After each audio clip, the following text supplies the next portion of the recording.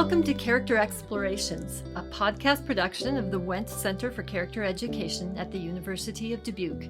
I'm Annalee Ward, the director of the Wendt Center, and with me today is Dr. Adam Hoffman, professor of environmental chemistry. He's going to help us explore the role nature may play in our character development. Now, some of our conversation is based on an article he wrote in our journal issue, Character and the Places of Home, found online at dbq.edu/Wendt, spelled W-E-N-D-T.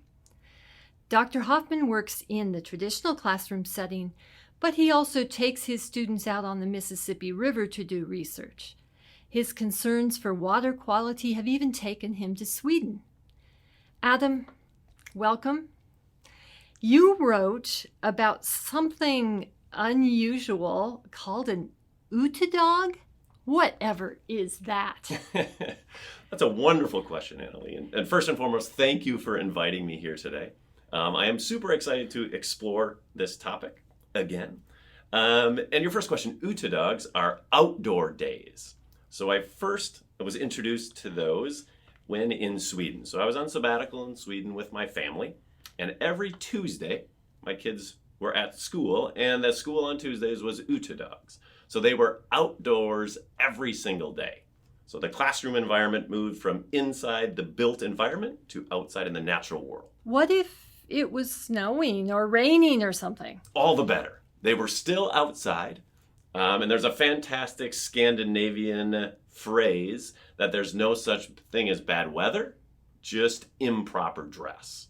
And I think lots of that rings true.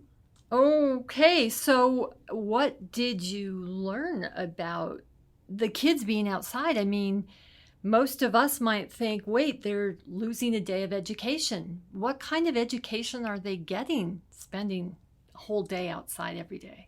Yeah, a fantastic environmental education. So they were covering the exact same topics, only they were exploring them in the natural world. So they really were introduced to the environment around them while still learning about math, science, language arts, music. All those things were framed in that realm. And when I first was introduced to it, I was thinking they're just moving the classroom outside. So it's just an environment for learning. But in actuality, that outdoor environment was also teaching them a variety of different things. Nature as teacher. Well, these days I'm hearing a lot about how nature can be healthy. In fact, doctors are even giving prescriptions for nature, or what can be called ecotherapy, for getting outside in that natural setting in order to improve physical and mental health. A New York Times article cites multiple studies that show escaping to a neighborhood park, hiking through the woods, or spending a weekend by the lake can actually lower a person's stress levels, decrease blood pressure, reduce the risk of asthma, allergies, diabetes, and cardiovascular disease, while boosting mental health and increasing life expectancy. Wow, it sounds really healthy. But wait a minute. That's not what you're talking about, is it? I mean, you've said in your article that nature keeps us, and as it keeps us, we develop virtues that help us be better keepers of others. Are you saying that nature can teach us virtues? Correct. That's exactly what I'm saying. It's like an infomercial. It's all that stuff and more. And the more is what I'm focusing on. Virtues such as compassion, caring, environmental justice, diversity, a whole host of different virtues I'm arguing can be fostered in the natural world. Well, how can it foster care or compassion? Brian Walsh has a fantastic characterization of compassion. He says compassion is what happens when love meets suffering. And really, first, when we think about the natural world, and I'm arguing connecting to the natural world is the very first step. So we can only love what we know.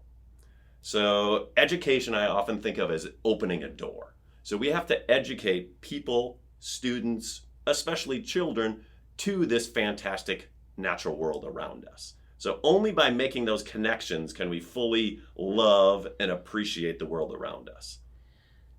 Well, okay, I understand you want us to love and care for things by getting to know it. But so many of us live in cities. How can we get to know nature?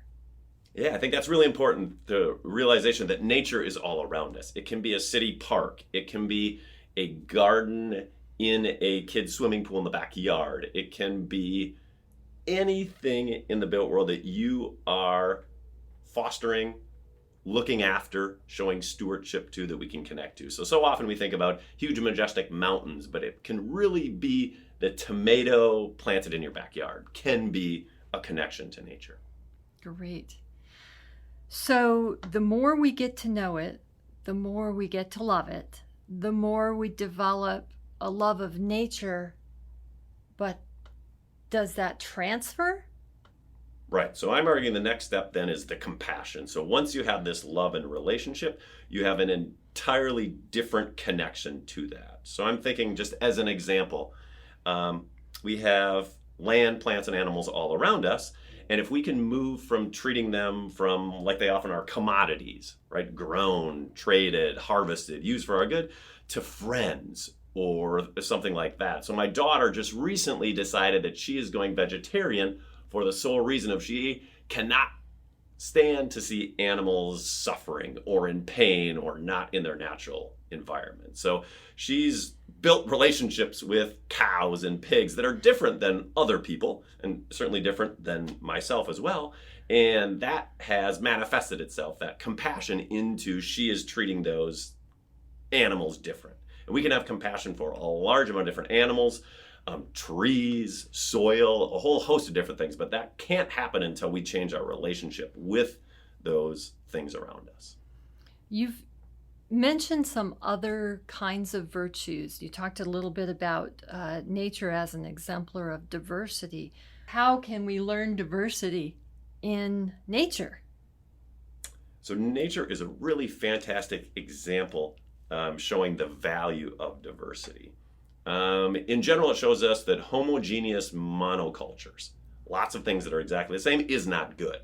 So just for example, right now in the city of Dubuque, they're cutting down a bunch of ash trees because they planted a whole host of ash trees when Dutch elm disease wiped out the trees. And then now emerald ash borer is doing its business in town, right? So if you have a whole lot of things that are exactly the same, whether it be trees or people thinking exactly the same, that is not good for strength, resilience, the environment. So we go out in the natural world and we can really see that diversity is really, really, really important, right? And we can take those lessons back to us, that in our classrooms, in our work environments, on our college campuses, in our governmental organizations, everything is better with diversity. And that's all around us in the natural world.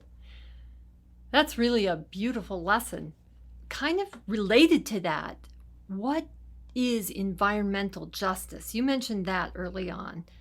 Does that have to do with this in diversity, or what are you thinking about when you talk about environmental justice? Yeah, it really does. I think just first and foremost that the physical and mental benefits that you already talked about that nature does, is that should be a universal right for everyone, not a privilege for certain groups or certain people. So the environmental justice thought is we need to expose everyone to the same positive benefits of nature. And then also, environmental justice right now largely focuses on inequalities in stuff like water quality or location of landfills or toxic dumps. Those things are often found in socioeconomically disadvantaged areas. But I'm talking about not only removing the bad things, but also giving everyone access to the good things, the character virtue building things that's also present in the environment. We want to help people grow to be more than just one-dimensional, but we want them to be fully engaged people who care about others, who are excellent in every way. So California is doing something? Yes, so California has just recently launched a new outdoor equity grants program. So as of 10 days ago, they've decided they're going to award $19 million for competitive grants to increase access to underserved populations to nature. And I think, just as you stated, this is just a fantastic gateway activity. So just to get people out and enjoying it and connecting, and then those next steps will take place. So they will just hopefully build this connection, be aware of it, find some compassion. All these types of domino effects hopefully will happen after that. But I think this is a fantastic first step, and I would imagine that this will be replicated in lots of different places. So just like you brought up the prescriptions that doctors are writing for outdoors in the park. So that first started in San Francisco area. Now that's been replicated lots of other different spots. So I can certainly see these types of initiatives as well being put in place in a large variety of locations. Given what you saw with the Uta dogs, are you ever going to implement that in your classroom? Oh, that's fantastic. So, yes, in a variety of different ways. So I have the blessing of teaching environmental science, where it's really, really, really easy to get students out and about. But even here in Iowa, it amazes me. We have students that have never been to a farm. And when I think about relationships between land and humans, lots of it is based on how we get from point A to B, what we eat, and how we live. So if you are unaware of where your food comes from, or where your energy to heat your house comes from, or where the material to build your house comes from, that really impacts your ability to fully comprehend, as well as show full compassion and awe with the natural world. So I have the benefit of easily doing that, but I think in all facets of the realm I work in, education, higher education, we have that opportunity. I know when we have new students coming on campus, I'm involved with taking a large portion of them out to the mines of Spain, so exposing them to natural areas around here. But I'm also teaching UD for Kids right now, which is an outreach program for K through middle schoolers, and we are going out to Swiss Valley today just to expose them to the natural world and just to try and foster that appreciation that will certainly lead to other fantastic outcomes. Well, another virtue that you talk about is awe, and it's often undervalued. How might nature foster awe, and how can that help us be better people? So one of my favorite words in the entire English language is awesome. And when I was looking back at the history of that word, it turns up around 1598. An Oxford English Dictionary claims that its original meaning was full of awe or profoundly reverential. And that's when I'm thinking about generating awe, I'm thinking of awesome in its original term, in the ability of nature to foster the feeling of profound reverential awe. And I think it really, when you have that feeling of awe in nature, it really helps you realize that the world is bigger than you. And that's a really important thing or item related to character building, is really looking out rather than just looking out for yourself. And I think when we can stand in nature and just feel awe and feel the smallness of the world, that's really, really, really important in getting us in the right mindset and getting us prepared for the character building activities that I say nature presents. And Jane Goodall has a fantastic quote that she says, "There are amazing times alone in nature when for a moment you forget you're human. You become part of the natural world. It's the most amazing and wonderful and beautiful feeling." And that's what I'm talking about, awe, that nature can build that feeling in us and can really transform our relationship with ourselves and the world around us. I can imagine myself standing and viewing some beautiful landscape and being in awe. And that leads me to some other kinds of emotions, other kinds of not just emotions, but experiences of virtue that I want to cultivate. And you have talked about those as gratitude and contentment. Is there anything you wanted to add about those virtues in terms of nature teaching us that? Yes, I think nature is really fantastic, or to use the other definition of awesome, really awesome in building gratitude. And there's another fantastic quote from an author, Robin Kimmerer, and she has an amazing book that everyone should read called Braiding Sweetgrass. And she really talks about, and I totally wholeheartedly agree, that we need to have an economy built on gratitude or gift giving rather than the current economy of consumption. And I'm going to read a brief little excerpt from Braiding Sweetgrass. Kimmerer says, Ask permission of the ones whose lives you seek. Abide by the answer. Never take the first, never take the last. Harvest in a way that minimizes harm. Take only what you need and leave some for others. Use everything that you take. Take only that which is given to you. Share it as the earth has shared it with you. Be grateful, reciprocate the gift. So I think if we can use some of those ideas of gift giving and realizing that everything we have comes from somewhere else, we can change our relationship with the land and with each other from getting more consuming to realizing that gifts are important and we want to be the ones that are reciprocating gift giving, but not using up everything. That reminds me of something that Brian Walsh, someone you quoted at the beginning of this, has said. He says, creation teaches compassion, care, and love because creation is born of the compassion, care, and love of the Creator. And seeing that God's love in nature, we get to experience.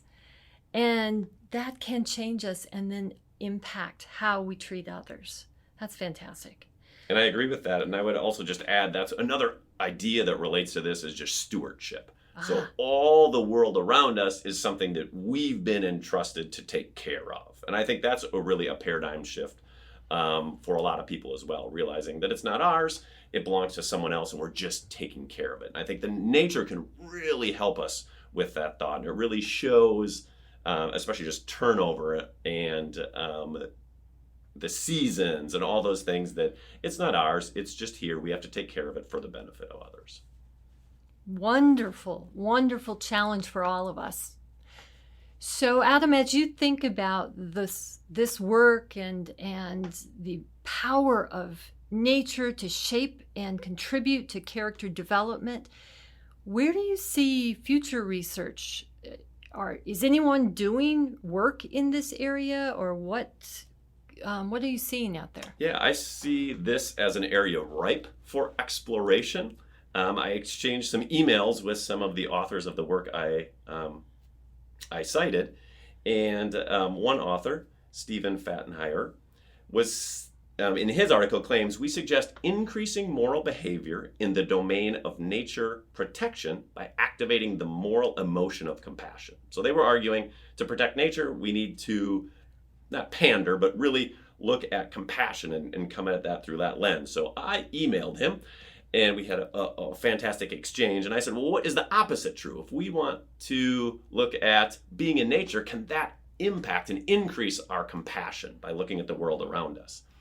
And he said that was a wonderful question, and I should pick up that line of research. So he said no one was exploring that those type of connections, but he agreed that there's lots of ancillary evidence that suggests those connections might be taking place. But right now it's really an area that I think is really primed for some really interesting research exploring these types of things. And right now in our pre/post/current COVID world, there's been lots of looking at impacts of mental, physical health of nature. So I think we've taken a mini step back from this thoughts of virtue and character building aspects of nature just because of some pressing needs. But I think the focus on nature now really makes it a prime environment for exploring other benefits of nature, such as virtue character building options. Sounds like you have a research agenda for the near future. I do. So, any last comments that you'd like to make or things you'd like to say about this area? So one area that really inspires awe for lots of people is Yellowstone National Park. And it was created in 1872. And the sign on the entrance to Yellowstone Park says, "For the benefit and enjoyment of all people." And I think that's a really important phrase. So the natural world right now in the United States is not being utilized for all people. So that's one really important thing is we know, as you stated, there's multiple physical, mental benefits. It leads to stronger, healthier, more resilient people and communities. But we can't just be happy with some of the people enjoying that. So I think we need to do a good job continuing to connect people, all people, like the sign in T. Ellison says, with the natural world. So they're going to reap all those benefits that you discussed. But I'm also arguing they're going to reap some benefits that we don't even know right now, like the character building virtues. That I really think that in 10 years, these types of things will be obvious. And I really look forward to continuing this work and helping all people benefit from their connection to the natural world. Thank you. Thank you so much for being with us today. It's been a delight. Our guest has been Dr. Adam Hoffman, Professor of Environmental Chemistry at the University of Dubuque. For Character Explorations, I'm Annalee Ward, and we hope to hear from you again someday. Thank you again. Thank you very much, Annalee.